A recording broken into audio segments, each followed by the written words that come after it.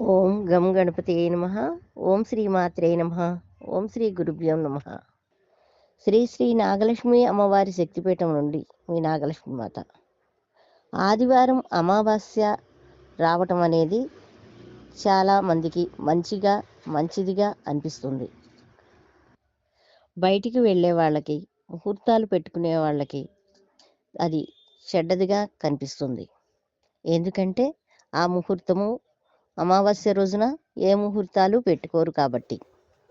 కొన్నిటికి మాత్రం అమావాస్య రోజు దిష్టి తీసుకోవటానికి, చెడుని తీసేసుకోవటానికి, ఉపయోగించుకోవటానికి ఆదివారం అమావాస్య కోసం ఎదురు చూడటం అనేది జరుగుతుంది. అనారోగ్యాలతో ఉన్నవారు, దిష్టి దోషాలతో ఉన్నవారు, ఆరోగ్యంగా ఉంటూ మనసు వికలంగా ఉన్నవారు, కొంతమంది అమావాస్య ముందు, పౌర్ణమి ముందు వికార పరిస్థితిలో ఉన్నవారు, వ్యాపార అభివృద్ధి లేనివారు, గృహంలో చికాకులుగా ఉన్నవారు, తగాదాలు పడుతున్నవారు, మనశ్శాంతి లేనివారు, వీరందరూ కూడా కొన్ని దిష్టి దోషాల వల్ల వీరందరికీ మనశ్శాంతి లేకపోవటం ఇలాంటివన్నీ జరుగుతూ ఉంటాయి. హాస్పిటల్కి వెళ్ళినా నయం కాక, ఆరోగ్యాలు స్థిరపరచుకోలేక ఉన్నవారు కూడా ఈ అమావాస్య ఆదివారం రోజున ఈ దిష్టి పరిహారాల్ని చేసుకుంటారు. నరఘోష, దిష్టి దోషం, చూపుడు ఇలాంటివన్నీ కూడా గ్రహస్థితి బాగోలేని వారికి ఇవన్నీ తగులుతూ ఉంటాయి. కొంతమందికి ఒక్కొక్క నక్షత్రంలో జన్మ నక్షత్రాన్ని బట్టి కూడా ఈ దిష్టి దోషం అనేది కలుగుతుంది. వ్యాపారాలలో ఎంత సంపాదించినా ముందుకు వెళ్ళలేకపోవటం, రూపాయి అనేది సంపాదించలేకపోవటం, రూపాయి నిల్వ వేసుకోలేకపోవటం వల్ల కూడా ఈ దిష్టి దోషం అనేది తగులుతుంది అనేది చెప్పవచ్చు. చిన్నపిల్లలకి భోజనం తినకపోవటం, ఎప్పుడూ తినే అంత భోజనాన్ని వారు తినకపోవటం, వారికి మనసు వికలంగా ఉండటం, పెద్దవారికి అనుకూలత పరిస్థితులు లేకపోవటం, ఎక్కడికి వెళ్ళినా సరే అన్నీ ఎదురు అవ్వటం, ఏ పని కాకపోవటం అనేవి ఉండటం వల్ల కూడా వీని నరదృష్టికి అనేది సంబంధించి ఉంటుంది. వారందరికీ ఆదివారం అమావాస్య రోజున చాలా మంచిదిగా పరిగణించబడుతుంది. ఈ ఆదివారం అమావాస్య రోజు సూర్యునికి అత్యంత ప్రీతికరమైంది.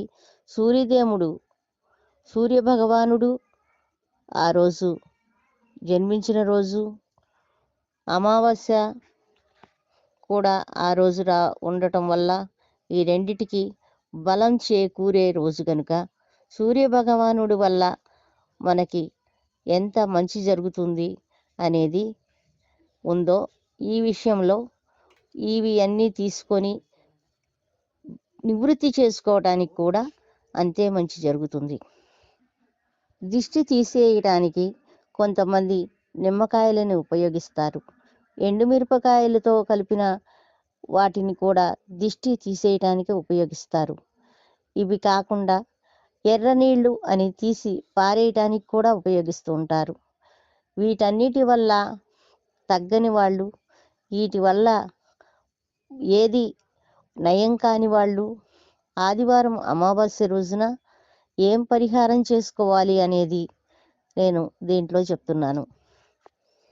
రోగబాధతో పీడింపబడిన వాళ్ళు, ఎప్పటికీ నయం కాక దీర్ఘవ్యాధులుగా ఉన్నవారు, ఆరోగ్యంగా లేకుండా పూర్తిగా వారు అనుకూలతగా లేనివారు, మనశ్శాంతి లేనివారు, వీరందరి కోసం కూడా ఈ పరిహారం అనేది చేసుకోవచ్చు.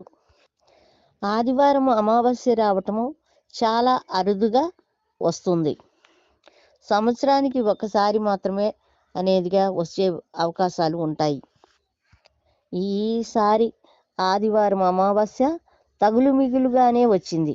అంటే ఆదివారం ఉదయం 11:30 వరకు మాత్రమే, 11:50 వరకు మాత్రమే ఉంది. కానీ ఆదివారం అమావాస్య ఉదయం అనేది స్నానంతో కూడి ఉన్న ఆదివారం అమావాస్యగా ఉంది కాబట్టి ఈరోజు ఫలితం అనేది ఉంటుంది. ఈ ఆదివారం అమావాస్యకి వచ్చే ఫలితము పూర్తి ఫలితం అనేది కలుగుతుంది. ఎందుకంటే ఈ పూర్తిగా ఆదివారం అమావాస్యలో లేకపోయినప్పటికి కూడా అమావాస్య తిథి అనేది ఉదయం స్నానంతో మొదలైంది కనుక ఈరోజు సాయంత్రం వరకు కూడా ఆదివారం అమావాస్యగా ఈ పరిహారాలు చేసుకోవటానికి ఉపయోగించుకునే వాళ్ళు ఉపయోగించుకుంటారు.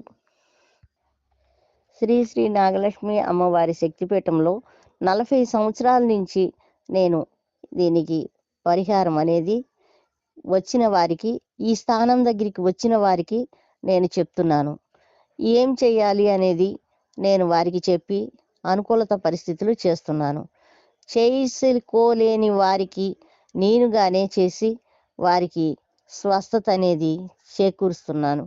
ఆ విధంగానే మీరు కూడా చేసుకోగలరు అనే ఉద్దేశంతో నేను ఈ రెమెడీని మీకు చెప్తున్నాను. మామూలుగా ఒళ్ళు నొప్పులు వచ్చి, తలనొప్పి వచ్చి, ఆ విధంగా ఉండి, లోపల వికారంగా ఉండి, ఆ విధంగా ఉంటే ఒక నిమ్మకాయతో దిష్టి అనేది తీసుకోవచ్చు. ఎండుమిరపకాయలతో, ఉప్పుతో దిష్టి అనేది తీసుకోవచ్చు. కానీ అంతకు మించి దిష్టి ప్రభావం అనేది ఎక్కువగా ఉన్నప్పుడు ఈ విధంగా చేసుకోవాలి. ఆరోగ్యం బాగోలేని వారికి అని చెప్పి ఉన్నాను. ఆ విధంగా బాగా సిక్కయి ఉండి అనుకూలత పరిస్థితులు లేకుండా ఉన్నవారు ఈ విధమైన పరిహారాలని చేసుకోవచ్చు. వివిధ రకాలుగా చేసే దిష్టిలన్నిటికంటే కూడా మంచి గుమ్మడికాయతో దిష్టి తీసుకోవటం అనేది ఈ పరిహారంతో నరఘోషతో పాటు గ్రహదోషంతో పాటు గ్రహదోషం కూడా నివారణ అయితే నివృత్తి అవుతుంది. నరఘోష నివారణ అనేది జరుగుతుంది. ఒక మంచి గుమ్మడికాయని తీసుకొని పైన తీసి కొంచెం పెచ్చులాగా పైన తీసి దాంట్లో ఎర్రనీళ్ళు పోసి ఆ తర్వాత దానిపైన ఇది పైన పెట్టి ఆ కప్పు దానిపైన పెట్టేసి ముద్ద కర్పూరాన్ని దానిపైన ఉంచి వెలిగించి ఇటు 3 సార్లు అటు 3 సార్లు పైనుంచి కింద వరకు ఒకసారిగా తీసివేసి దాన్ని వెలిగిన తర్వాత దాన్ని పగలగొట్టేసేసిస్తే సరిపోతుంది. అంటే ఆ కర్పూరం పూర్తిగా వెలిగింది పూర్తిగా అయిపోయిన తర్వాత దాన్ని గుమ్మడికాయని పగలగొట్టేసేయాలి. బయట పగలగొట్టేసి తర్వాత స్నానం తీసేసిన వారు